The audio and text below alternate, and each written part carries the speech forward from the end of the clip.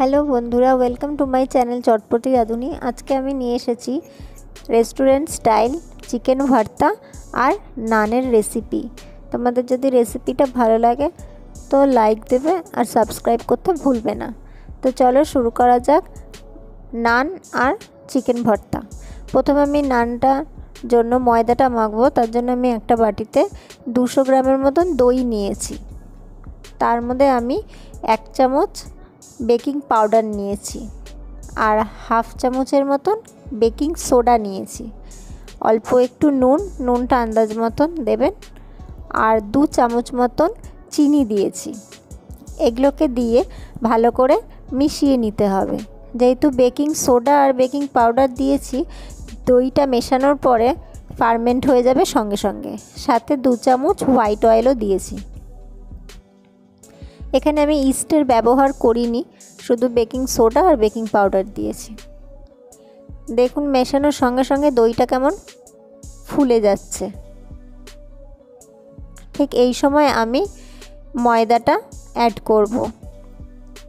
এখানে আমি 700 মতন ময়দা নিয়েছি।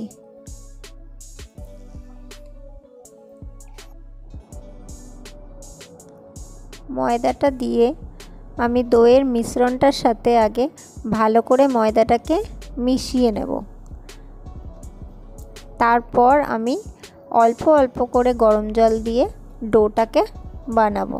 ডোটা এমন করে মাখতে হবে যেন খুব টাইটও না হয় আবার খুব নরমও না হয়, কারণ যেহেতু এর মধ্যে বেকিং সোডা আর পাউডার দেওয়া আছে, এটা মেখে রাখার পর পুরো ফুলে যাবে, ভেতরে হাওয়া ভরে যাবে।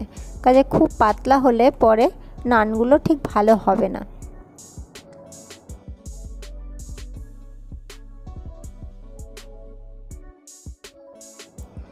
ময়দাটা আমার মোটামুটি মাখা হয়ে গেছে। মাখা হয়ে যাওয়ার পর এখন আমি এর মধ্যে একটু সাদা তেল দিয়ে আবার ভালো করে মেখে আমি ঢাকা দিয়ে রেখে দিতে হবে। যদি আপনাদের হাতে সময় থাকে তাহলে মোটামুটি 4 ঘন্টা রাখলে খুব ভালো হয়। আমি 2 ঘন্টার মতনই রেখেছি। এইবার আমি চিকেন ভর্তাটা বানিয়ে নেব। ভর্তা বানানোর জন্য আমার এখানে 600 গ্রাম মতন চিকেন নিয়েছি। চিকেনটাকে ভালো করে ধুয়ে এবার আমি বয়েল করে নেব। বয়েল করার সময় মনে রাখবেন জলটা মেপে দিতে, বেশি জল দিলে কিন্তু স্টকটা বেকার হয়ে যাবে। আমি অল্প একটু জল দিয়েছি আর অল্প একটু নুন দিয়েছি, দিয়ে আমি চিকেনটাকে সেদ্ধ করে নেব। মোটামুটি 10 মিনিটের মতন সেদ্ধ করলেই হয়ে যাবে, খুব বেশি সময় সেদ্ধ করতে হবে না। 10 মিনিট পর আমার চিকেনটা বয়েল হয়ে গেছে। আমি এই অবস্থাতে গ্যাসটা অফ করে দেব। এইবার আমি এখানে নিয়েছি পেঁয়াজ কুচি, রসুন আর আদা। পেঁয়াজ আমি এখানে মিডিয়াম সাইজের 4টে নিয়েছি, পেঁয়াজের পরিমাণটা একটু বেশি দিতে হবে। আর রসুন 12-13 কোয়া আর 1.5 ইঞ্চির মতন আদা। এবার আমি আদা আর রসুনটার একটা পেস্ট বানিয়ে নেব। তারপর আমি মিক্সিতে 2 চামচ মতন কাজু বাদাম, 1 চামচ পোস্ত আর 1 চামচ চারমগজ দিয়ে এটারও একটা পেস্ট বানিয়ে রেখে দেব। তারপর যে চিকেনটা আমি বয়েল করে রেখেছিলাম ওই চিকেনটাকে আমি হাত দিয়ে শ্রেড করেছি। আপনারা যদি চান ছুরি বা চামচের সাহায্যেও করতে পারেন। চিকেনগুলো এমন করে শ্রেড করতে হবে যেন ছোট ছোট টুকরোর মতন মনে হয়, একদম যেন পুরো শ্রেডেড না হয়ে যায়। এইভাবে আমি পুরো চিকেনটাকে শ্রেড করে নিয়েছি। এইবার আমি রান্নাটা স্টার্ট করব। গ্যাসে আমি কড়াই বসিয়ে তাতে আমি সাদা তেল দিয়ে দেবো। এখানে আমি 4 টেবিল স্পুনের মতন হোয়াইট অয়েল দিয়েছি। তারপর এতে গোটা গরম মশলা ফোড়ন দেব, এলাচ, দারচিনি আর লবঙ্গ। তারপর পেঁয়াজগুলো পুরোটা সব একসাথে দিয়ে দেবো। পেঁয়াজগুলো দিয়ে একদমই হালকা করে ভাজতে হবে যেন পেঁয়াজটা ব্রাউন কালার না হয়ে যায়। হালকা একটু ভেজে তারপর আমি এর মধ্যে আদা আর রসুনের যে পেস্ট বানিয়ে রেখেছিলাম সেই পেস্টটা দিয়ে দেব। আদা রসুনের পেস্ট দেওয়ার পর আবারও ভালো করে ভেজে নিতে হবে যাতে আদা রসুনের কাঁচা গন্ধটা না থাকে। তারপর আমি এতে দেব নুনটা আপনারা স্বাদ মতন দেবেন। নুন, তারপর আমি দেব কাঁচা লঙ্কা কুচি, ঝালটাও যে যার আন্দাজ মতন দেবেন। তারপর দেব রেড চিলি পাউডার। এখানে ঝালটা একটুখানি বেশি দিতে হবে, কারণ এরপরে ফ্রেশ ক্রিম যেহেতু অ্যাড হবে, ঝালটা তখন ব্যালেন্স হয়ে যাবে। রেড চিলি পাউডার দেওয়ার পরে সব মশলাগুলো একসাথে কষে নেব। এখানে যদি মশলাটা খুব ড্রাই হয়ে যায় তখন এতে কিন্তু কোনো জল ব্যবহার করবেন না। চিকেনের যে স্টকটা ছিল সেই স্টকটা দিয়েই মশলাটাকে কষাবেন আস্তে আস্তে করে। আমি এখানে চিকেনের স্টক ব্যবহার করে মশলাটা আর একটু কষিয়ে নেব। যখন নাকি মশলার থেকে তেলটা পুরো বেরিয়ে আসবে, দেখুন ওপর থেকে পুরো তেলগুলো দেখা যাচ্ছে, তখন আমি এতে মাংসগুলোকে অ্যাড করব। মাংসগুলো অ্যাড করে মশলার সাথে মাংসগুলোকে ভালো করে মিশিয়ে নেব। মাংসটা যখন পুরো ভালো করে মেশানো হয়ে যাবে, তারপর কিছুক্ষণ নাড়িয়ে আমি এতে টক দই দিয়ে দেব। এখানে আমি 200 গ্রাম টক দই ফেটিয়ে নিয়ে দিয়েছি। টক দইটা সবসময় ফেটিয়ে নিয়ে দেবেন, নালে কিন্তু টক দইটা গরমের মধ্যে দিলে সঙ্গে সঙ্গে ডেলা পেকে যাবে। তারপর কাজু, চারমগজ আর পোস্তর যে পেস্টটা বানিয়ে রেখেছিলাম সেই পেস্টটা দিয়ে দেব। কাজুর পেস্টটা দেওয়ার পর ফ্লেম একদম আস্তে করে দিতে হবে এবং কন্টিনিউ নাড়িয়ে যেতে হবে, নালে কিন্তু তলা দিয়ে লেগে যাবে। তারপর দেব গরম মশলা, হাফ চামচের মতন গরম মশলা দিয়েছি। গরম মশলা দিয়ে তারপর আমি এখানে 2 টিস্পুন মতন চিনি দেব। চিনিটা কিন্তু এখানে মাস্ট, চিনি না দিলে কিন্তু ভর্তার আসল টেস্টটাই হবে না। আমি এখানে 2 টিস্পুন দিয়েছি চিনি, যে যার আন্দাজ মতন দেবেন।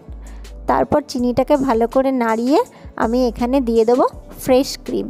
ফ্রেশ ক্রিম হচ্ছে ভর্তার মেন ইনগ্রিডিয়েন্ট। ফ্রেশ ক্রিমটা কিন্তু স্কিপ করা যাবে না। ফ্রেশ ক্রিম দিয়ে ফ্লেমটা কিন্তু একদম বাড়াবেন না, তাহলে ক্রিমটা ফেটে যাবে। একদম লোতে রেখে আমি ক্রিমটাকেও ভালো করে মিশিয়ে নেব। এখানে কিন্তু আমি কোনো রকম একটুও জল ব্যবহার করিনি, শুধু মশলা কষানোর সময় একটুখানি চিকেন স্টক দিয়েছিলাম। এবার আমি কসুরি মেথি হাতে একটুখানি গুঁড়ো করে নিয়ে দিয়ে দেবো। কসুরি মেথিটা দিয়ে আমি ভালো করে আবারও মিশিয়ে নেব। এইবার কসুরি মেথিটা মেশানোর পর আমি বাটার কিছুটা দিয়ে দেব। বাটারটা একদম নামানোর আগে দিয়ে তারপরে গ্যাসের ফ্লেমটা অফ করে দেবেন। বাটারটা যখন পুরো মেল্ট হয়ে যাবে তখনই গ্যাসের ফ্লেমটা অফ করে দিতে হবে, তাহলে তৈরি হয়ে যাবে একদম রেস্টুরেন্টের মতন চিকেন ভর্তা। আপনারা যদি বাড়িতে একবার এটা বানিয়ে খান, আপনারা রেস্টুরেন্টের চিকেন ভর্তা আর খেতে যাবেন না, এতটাই টেস্টি হয়, এটা ভীষণ টেস্টি হয়। তারপরে আমি এখানে একটা এগ বয়েল করে ওটাকে 4টে স্লাইস করে আমি গার্নিশ করে দিয়েছি। আমাদের চিকেন ভর্তা রেডি। এইবার আমরা বানাবো নানটা। আমি যেই ডোটা বানিয়ে রেখেছিলাম দেখুন কতটা ফুলে গেছে। এইবার এর মধ্যে আবার একটু হোয়াইট অয়েল দিয়ে আমি ভালো করে হাওয়াটা বার করে নেব, ভেতরে যেন কোনো হাওয়াটা না থাকে। ভালো করে মেখে আমি এর থেকে লেচি বানিয়ে নেব। আর এদিকে কড়াইতে আমি তেল গরম করতে দিয়ে দিয়েছি। লেচিগুলোর সাইজ লুচির থেকে বড় হবে আর রুটির থেকে একটু ছোট হবে।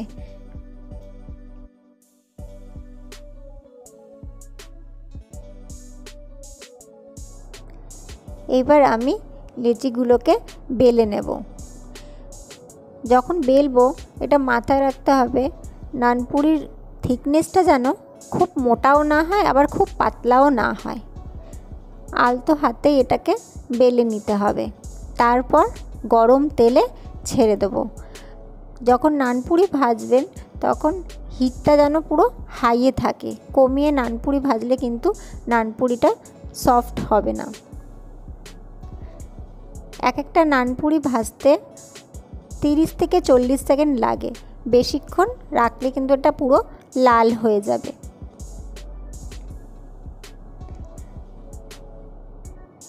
আর গ্যাসের আঁচ পুরো হাইতে রাখবেন। দেখুন প্রত্যেক কটা নানপুরি এরকম ফুলেছে এবং খেতেও ভীষণই টেস্টি হয়েছিল। এইভাবেই আমি প্রত্যেক কটা নানপুরি ভেজে নিয়েছি।